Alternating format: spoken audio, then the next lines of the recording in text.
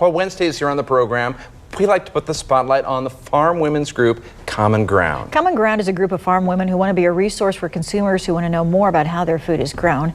So joining us today from the Palmer area is Rene Blauhorn. Nice to see you, Rene. Nice to see you guys again, too. Yeah, good morning. Morning. And looks like you've got your niece along today. Yep, my niece Faith came along with me today to keep me company. Yeah. That's great. Is she going to help you with your cooking segment? Maybe. Excellent. That would be nice. Yeah. No? Gotta She's make an shaking her head. appearance. Yeah, you have to. Well, we're going to talk today about terminology as far as cattle goes. And we were just saying this the other day, like our daughter had to do a quiz for showing her pig at the Lancaster County Fair about the different names for animals. And some of those you're like, wow, I didn't realize. Yeah, a lot of farmers and ranchers obviously know this, but for consumers, maybe we don't know as much of what it is. So you were mentioning that cows, that is not an overall umbrella term, is it? No, it's not actually, and I used to think that too. And it's funny when you hear people, they just point and say there's a cow, but actually it could be several different things. Cows are actually only females,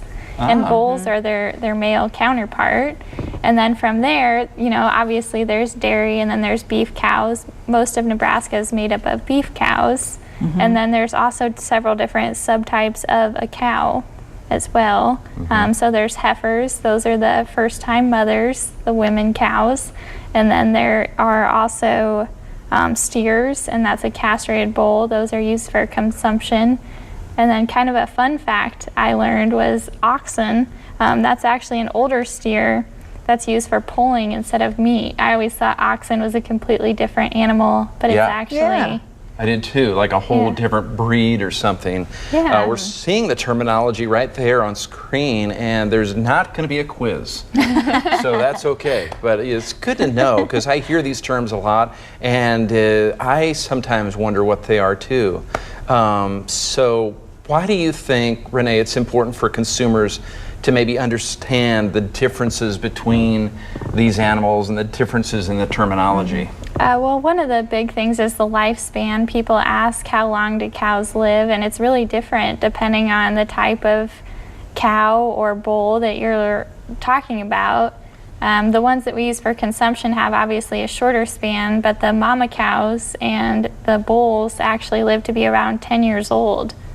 Just depends on their health. Because you help, they continue to breed, where the other ones would go to market. Right, exactly. The ones that go to market live just a couple years, and then, you know, we've got some mama cows that are about 12 years old out on our farm. Wow. Still going strong. Yeah. Yep. And I know there are two different types of cattle. You have dairy and beef too. Right, yep. And so Nebraska doesn't have a whole lot of dairy because we have all the feed for the beef cows.